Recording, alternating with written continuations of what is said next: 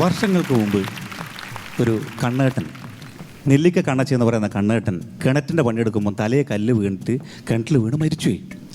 അപ്പോൾ അന്ന് ഫോണൊന്നും ഇല്ലാത്തത് കൊണ്ട് പലരെയും പറഞ്ഞയക്കുക. അപ്പോൾ ഒരാൾ പറഞ്ഞയച്ചു. പറഞ്ഞയച്ച ആളെ ആ സ്ഥലത്ത് നിന്ന് ആരും മരിച്ച വീട്ടിൽ വന്നിട്ടില്ല. അപ്പോൾ അവരോട് ചോദിച്ചു, അല്ല നിങ്ങൾ പറഞ്ഞ ആ സ്ഥലത്തൊന്നും ആരും ഇതുവരെ വന്നിട്ടില്ലല്ലോ, ഇതെന്താണെന്ന് ചോദിച്ചു. ഇതെങ്ങനെ നിങ്ങൾ പറഞ്ഞതെന്ന് ചോദിച്ചു. അയാൾ പറഞ്ഞു, ഞാൻ എല്ലാവരുടെയും പറഞ്ഞു നിന്നാണ്. എങ്ങനെ? ആമല നേത്രച്ചൻ തൃണകക്ഷത്തിൽ നിന്നും കൂപത്തെ ബന്ധിക്കുമ്പോൾ ശിരസിൽ പാഷാണം തട്ടി മൃതി അടഞ്ഞു, അങ്ങനെ ഞാൻ പറഞ്ഞു തന്നാണ്. എന്ന് പറഞ്ഞാൽ എങ്ങനെയാണെന്ന് ചോദിച്ചു. ആമലം എന്ന് പറഞ്ഞാൽ നെല്ലിക്ക, ആമല നേത്രച്ച എന്ന് പറഞ്ഞാൽ നെല്ലിക്ക കണ്ണച്ചെ. കൂപത്തെ ബന്ധിക്കുമ്പോൾ, അതായത് തൃണകക്ഷത്തിൽ നിന്നും, അതായത് പുല്ലന്തോളിൽ നിന്ന്, തൃണം എന്ന് പറഞ്ഞാൽ പുല്ല്, കക്ഷം എന്ന് പറഞ്ഞാൽ തോള്, പുല്ലന്തോളിൽ നിന്ന് കൂപത്തെ ബന്ധിക്കുമ്പോൾ ശിരസിൽ പാഷാണം തട്ടി, തലയിൽ കല്ല് വീട്. പാഷാണം എന്ന് പറഞ്ഞാൽ സംസ്കൃതത്തിൽ കല്ല. മൃതി അടഞ്ഞു. ഇങ്ങനെ ഞാൻ പറഞ്ഞു. ഞാൻ ഓരോരോ വീട്ടിലും അധികം പോയിട്ട് ഇങ്ങനെ പറഞ്ഞ് സമയം ഇതാക്കേണ്ട വെച്ചിട്ട് എന്ത് വെച്ചിട്ട് ആമല നേത്രച്ചൻ തൃണകക്ഷത്തിൽ നിന്നും കൂപത്തെ ബന്ധിക്കുമ്പോൾ ശിരസിൽ പാഷാണം തട്ടി മൃതി അടഞ്ഞു എന്ന് പറഞ്ഞു. ഇങ്ങനെ പറഞ്ഞാൽ വീഴുവോ?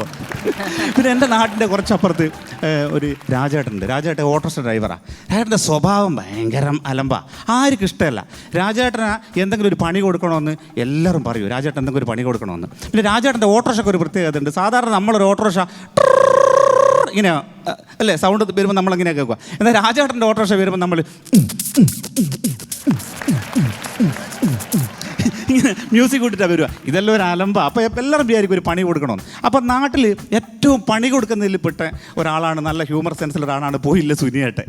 പോയില്ല സുനിയേട്ടനോട് പറയും എന്തെങ്കിലും കൊടുക്കണം. അപ്പോൾ സുനിയേട്ടൻ പറയും സമയം വരട്ടെ എന്ന് പറയും. അങ്ങനെ ഇയാൾ എന്ത് പുതിയൊരു ഓട്ടോറിക്ഷ എടുത്ത് സുനിയേട്ടൻ്റെ അടുത്ത് പേരിടുവാൻ വന്ന്.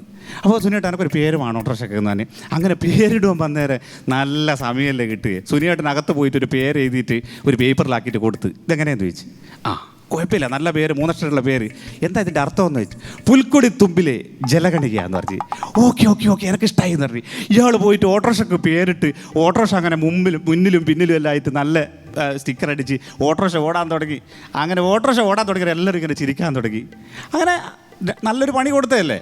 അപ്പോൾ നാട്ടിലെ ഭാസ്കര മാഷക്ക് എന്തോ ഒരു ക്ലിനിക്കിൽ പോകണം ഭാസ്കര മാഷക്ക്. അപ്പോൾ ഒരു ദിവസം വിളിച്ച് ഭാസ്കര മാഷ് ഇങ്ങനെ വെയിറ്റ് ചെയ്ത് നിൽക്കുമ്പോൾ തന്നെ അങ്ങനെ കാണുന്നുണ്ട്,